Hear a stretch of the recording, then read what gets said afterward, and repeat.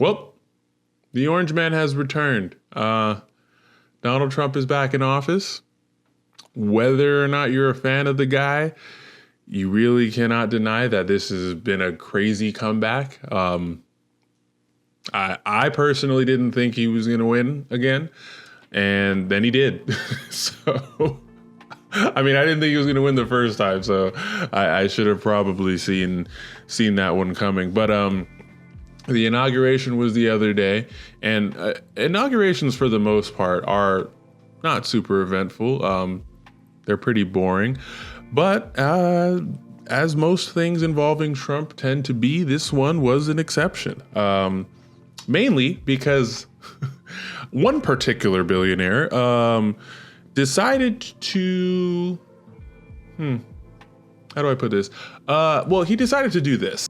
Thank you for making it happen. Thank you.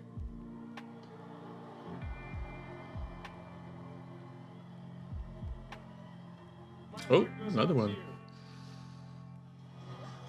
So personally, when I first saw this, I was like, okay, he's got to be trolling, right? Like, Elon Musk has kind of been on this thing recently of just saying wacky stuff online, getting into trouble because of wacky things he says. And I figured this was just like him kind of trolling and stirring the pot and being like, hey, I'm going to do this Nazi salute and get everybody riled up. And then I'm going to be like, haha, yeah, I did a Nazi salute. Not a very clever, plan or anything, but I just assumed it was a troll, straight up. I thought he was going to go on Twitter and basically let everybody know that he was just fucking with us just to do it. Which he would have got backlash for, but it would have just been Elon being Elon. But instead, he didn't do that. He actually didn't really say anything at all. And instead what happened was all of like the Elon fans and supporters just started running crazy defense for this, basically telling everybody that they didn't actually see what they saw. That was not a Sig Heil. He was actually giving his heart out to the crowd. Now, look, I'm no, body language expert, but when I think of giving my heart, when I think of giving my heart out to somebody, or the gesture of giving, right? I go like this, right? I do this. Hands out, hands mostly, supinated, palms up, like I'm giving them something, like I'm offering something. Very rarely do I ever, if ever, I don't think ever have I gestured, an offering to somebody like this, for example, right? Like, hey, here, I'm giving my heart to you, I've never done that. I don't know if you've ever done that. Maybe you have, maybe we're just different people, who knows? But that's weird to me. Now, on top of that, this, and then this, with the emphasis, I don't know. I just feel like when you look at that, that is a very obvious Sieg Heil. And look, by no means do I think that Elon is an actual Nazi, or at least I didn't think that he was an actual Nazi until I did a little more digging into why people were reacting the way they are. And what I found was kind of interesting and weird, because I do remember this story from a couple weeks ago where people were talking about Elon endorsing a far-right neo-Nazi group in Germany, of all places. I didn't really understand what happened, so I didn't have a really strong opinion on it. But after the salute, I was like, maybe there was a little more to that. So then I went back digging, and voila. So it says Musk has said over the past month that only the far-right party Alternative for Germany, or AFD, can save Germany. AFD, I'm assuming, stands for alternative for Deutschland, because that's the actual name for Germany. Last week, the tech billionaire live streamed on his social media platform X a chat with Alice Weidel, the party's candidate for chancellor in Germany's February 23rd election, amplifying its message ahead of the vote. So he said only AfD can save Germany. Now, you might be asking now, well, who is AfD? What are they all about? Well, Alternative for Germany is a right-wing populist political party. The AfD is Eurosceptic and opposes immigration into Germany, especially Muslim immigration. Germany's domestic intelligence agency has classified the party as a suspected extremist organization.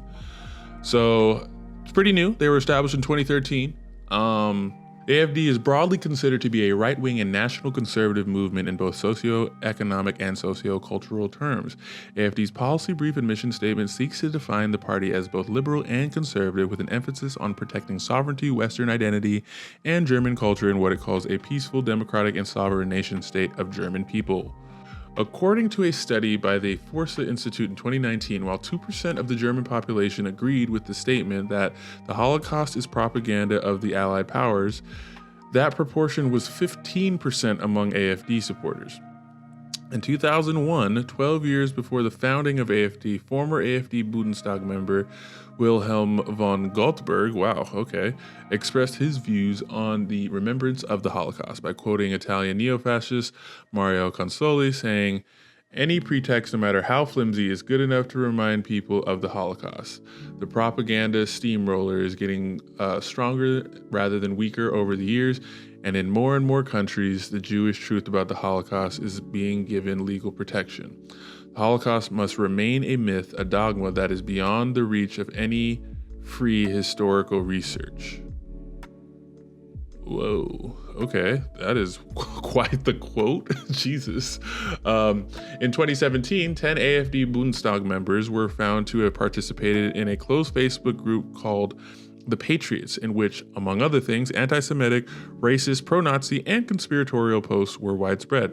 While some AfD officials stated that they had been unknowingly added to the Facebook group without consent and they had now left it, Bundestag member Stefan Broschka remained, saying, "I am a member of this group because I also see myself as a patriot." According to the 2019 report by the Federal Office of Protection and Constitution, statements by leading AfD representatives such as Alexander Gauland and Bjorn Höck, who exonerate Holocaust perpetrators and discredit the reprisal of Nazi-era anti-German, create a connectivity to right-wing extremist historical revisionism and could ultimately lead to denial of war guilt and the Holocaust. From what I'm seeing here, it doesn't seem as though the AfD is an openly neo-Nazi party, but they are pretty hard right, and they don't really hide that at all. But the scandal, I think, comes from some of their members being involved in Facebook group chats that were openly racist and openly anti-Semitic. And some of the members of the party were not apologetic about it. They were just like, yep, so what? I'm allowed to, and this is why I'm part of this party, actually.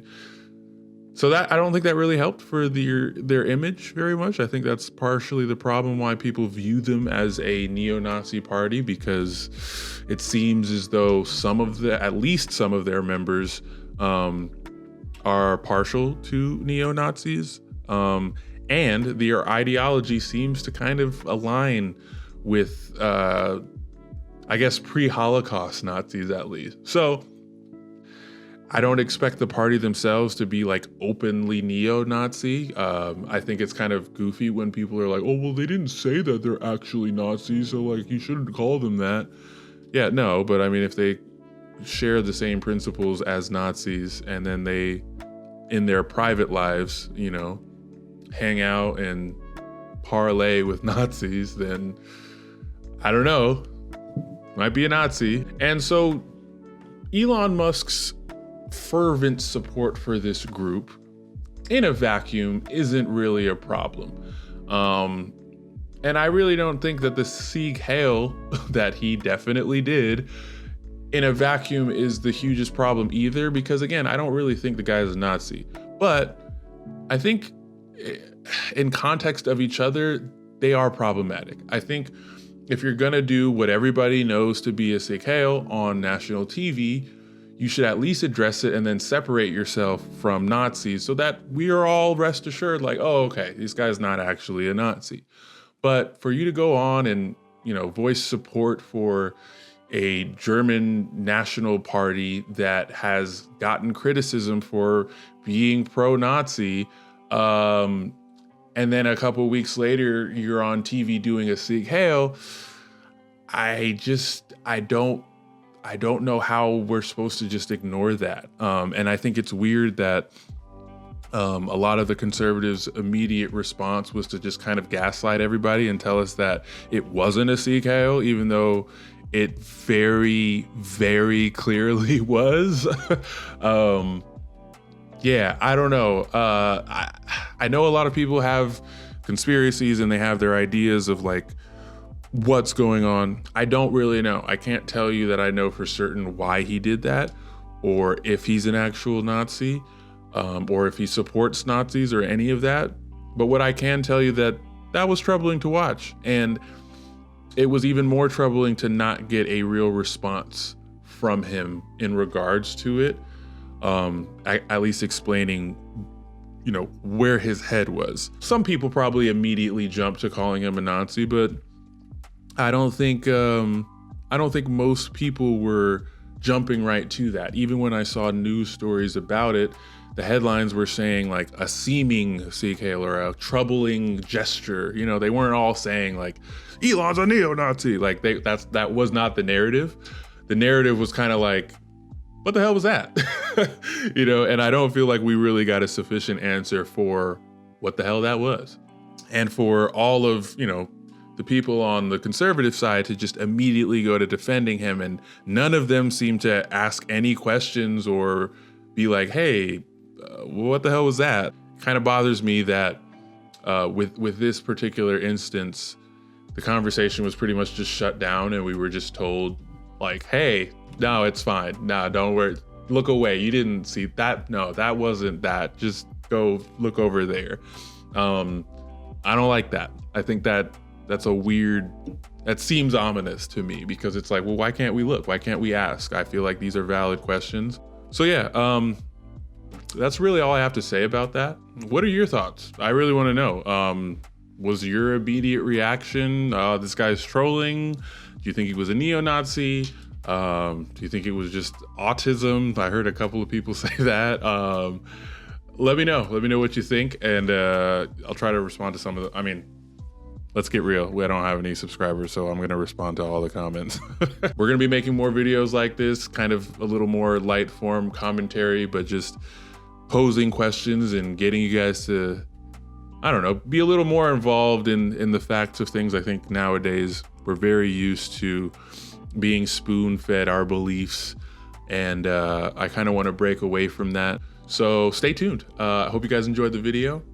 Like and subscribe if you want to see more of this type of content, and we will see you in the next one.